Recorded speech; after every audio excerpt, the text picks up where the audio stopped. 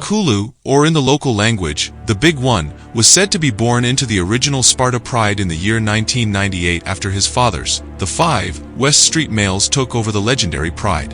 In May of 2000, the young subadult Makhulu somehow got lost and had to survive on his own. Then, in July of that same year, he latched onto the original Sparta Pride, but was not accepted by most of the Pride members, seeing him as an outsider.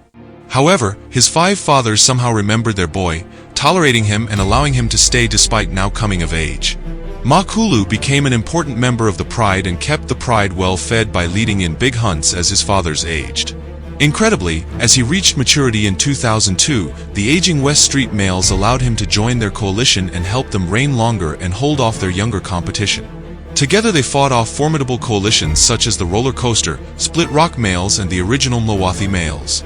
It was at this time that the young Makhulu sharpened his arsenal of weapons. His battle skills grew, but even more importantly his leadership skills. Legend has it Makhulu defeated multiple rivals in one-on-one battles as far back as these times, racking up victories. A fighting machine as well as a magnificent beast. Fathers and son became a powerful force from the years 2002 to 2004. In 2004, however, the last 2 of his 5 legendary fathers passed away from old age, provably 15 or 16 years old. And their reign was now over. However, his time with his fathers and fighting all this competition allowed 5 special cubs to grow into subadult life. Makhulu was now without his fathers, but he now had 5 younger brothers to protect and raise them from subadults to adults. With their fathers gone, it was time to move on and seek new pastures away from their homeland, for now.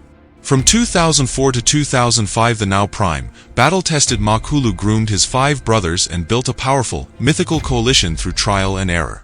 They roamed parts of Sabi sands without any particular pride, but led by Makhulu, they defeated enemies such as the 4 Skakuza males, though no pride to call their own, and their reign was now in full force by 2005. Then, in very early 2006, they took over their first pride, defeating any challengers that stood in their way. Some of their first takeovers included the 4 northern males, Rocky, Langulini, and Zunani. Makhulu would go on to defeat the powerful Langulini male in a one-on-one duel. As his 5 brothers wreaked havoc on the local pride, Makhulu split formation to cross the river and pursue Langulini. It was now when Makhulu and Langulini fought for supremacy, Makhulu coming out the winner and returning to his newly acquired territory. Langulini walked away alive, but with Makhulu's canine lodged in his cheek, and would never be the same afterwards. In 2007, the beautiful manned Ravenscourt male was also another rival the Mapogo leader defeated in one-on-one combat. As Raven crossed the borders of Londolozi, Makhulu tracked him down and pursued his rival. Raven knew he had no chance against the enraged Makhulu and ran away to survive a mauling. Rangers reported Makhulu chased Raven for over an hour out of Londolozi territory. Makhulu had now built an empire and went from being his father's right-hand man to being the leader of a powerful and mythical coalition in the making. Defeating many coalitions and rivals along the way, warfare was an everyday dish for Makhulu and his juggernaut coalition. Some of those many rivals included the legendary Nkuhuma brothers, Blondie, and Dozy. Makhulu would lead his brothers to conquering nearly 80% of Sabi sands while maintaining some control of 8 to 9 prides in the vast area. A territory never before documented for a coalition of lions. The mastermind behind it all was of course Makhulu. He returned to his homeland with his brothers to exact some revenge and revive his father's rivalries with old adversaries, but the original Mlowathis and Split Rock males were now deceased, however pushing off the remaining Roller Coaster male and taking all the land.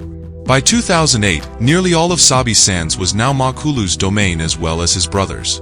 Most of their competition was now either killed or pushed out. Makhulu and his Mapogos were virtually unanimous rulers.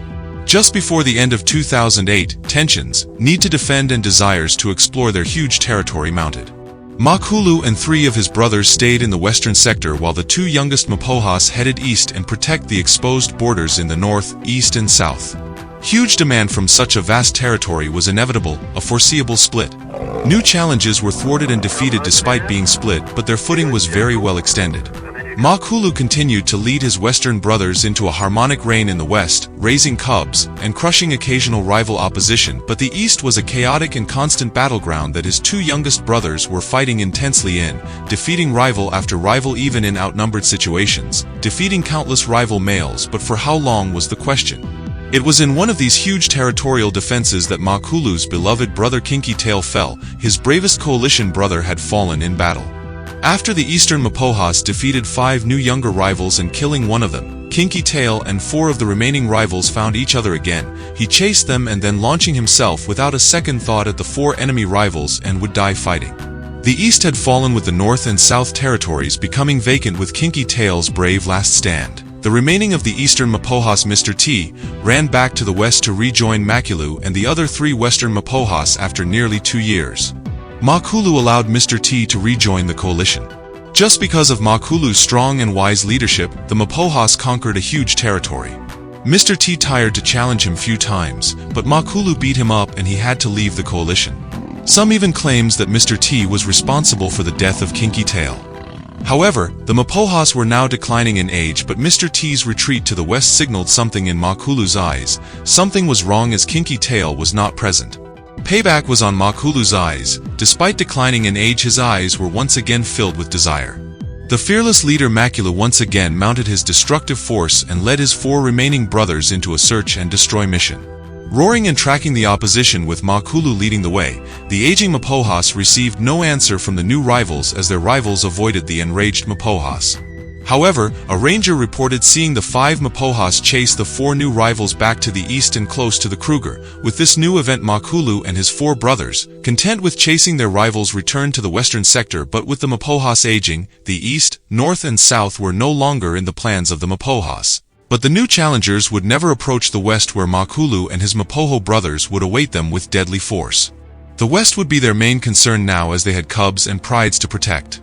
Soon after, however, Makhulu lost his western brother Rasta to a mysterious disappearance that has never been solved. An unfortunate circumstance now had Makhulu and 3 of his brothers remaining now as a force of 4. Still the dominant Mapoho, Makhulu was becoming old but still a powerful presence. Months after the disappearance of Rasta, another tragedy struck as the strongest member alongside Makhulu by that time of their coalition, Dreadlocks, was poached by a human rifle. Makhulu and his legendary coalition of lions was now down to 3 members. The year now turned to 2011, where Makhulu and his Mapohos kept defending the western sector from opposition and raising their cubs. The legendary leader of the Mapohos and Pretty Boy regrouped and were said to even return to the grounds where they lost the west with no response from the Salatus. Nevertheless, Makhulu and Pretty Boy went on as nomads, but even so roared through the reserves as if they were still the dominant males in the area. From April to July, the battered and old Mapoho leader waged war alongside Pretty Boy with yet another younger and powerful coalition, the KNP males.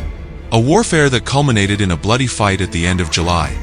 The 2 coalitions collided for one final showdown, with the dominant KNP male Limper going head-to-head with the vaunted Mapoho leader Makhulu. It was then that Freddy arrived to back Limper up, and both cornered Makhulu 1 versus 2 for a moment. However, Pretty Boy arrived just in time to help Makhulu. With coalitions coming out injured from the fight, the old Mapohos separated from each other and took cover to heal from their wounds, and the KNP males headed back to regroup themselves, successfully keeping their territory. But this territory defense came at a cost. Limper had been mortally wounded by the Mapoho leader Makhulu, succumbing to his injuries around August. This would be Makhulu and his brothers' last meaningful battle, as they ended their long and legendary resume of warfare in spectacular fashion. He disappeared for over 2 weeks and only Pretty Boy was seen. It was assumed that Makhulu was killed. This photo was taken when he suddenly reappeared in August 2012. The wounds of the fight were still visible on Makhulu's face. One last time the Mapogo warrior roared. Together Makhulu and Pretty Boy lived peacefully off the land they used to rule gracefully with their fallen brothers, even hunting buffalo at their age for the next half a year. Coming back and forth from Kruger and to Sabi Sands, the remaining 2 Mapohos even visited the territory of the 6 Gomandwain males without any response from them.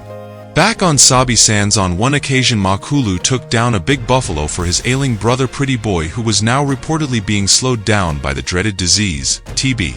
It was a much-needed meal for both of them, showing the great closeness Makhulu had with his beloved brothers. By December of 2012, only Makhulu was sighted now, with Pretty Boy nowhere to be seen. Alone and walking with his head held high, yet with a melancholic stare in his eyes, Makhulu was now without his brothers. Some short time later, the mythical Mapoho leader was last sighted entering the Kruger National Park on March of 2013, incredibly still in good condition at roughly the age of 15 years old. Never to return to Sabi Sands, the Mapogo leader headed into the last chapter of his legendary life in the Kruger, leaving everyone to merely imagine his whereabouts and keeping his last chapter of his life only to himself. A legendary lion that was born for greatness, born to lead. He saw his fathers pass on, his brothers pass on, and lived through it all and still fought on within the unforgiving nature of the bush. A legendary leader, a legendary lion named Makhulu. Makhulu was and always will be the greatest leader of any male lion coalition. He was everything a male lion could be. He was a great leader, father, and protector. He often patrolled on his own and would fight on his own. This lion was so special. Great king. He lived the longest because he wanted to take care of all of his brothers till the end. Once they were all gone, then he knew it was his time. The Mapogo brothers embarked on the leader's dream, and thanks to them everything came true. But having his dream come true came at a great price. He had to see it all from start to finish, had to see the rise and fall of his reign, and see all his brothers depart. How hard it must have been for him, to lose all his brothers and disciples one by one, and in the end to find himself alone and without a kingdom.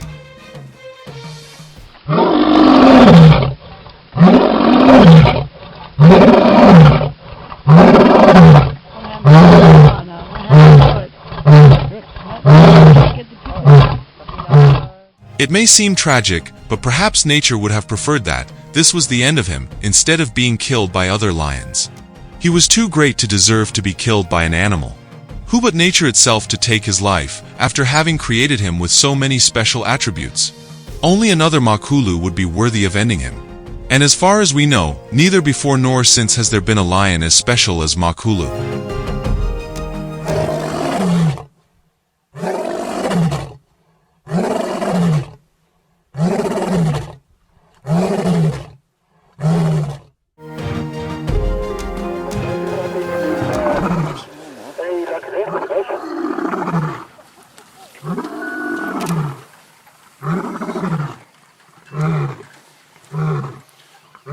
Anybody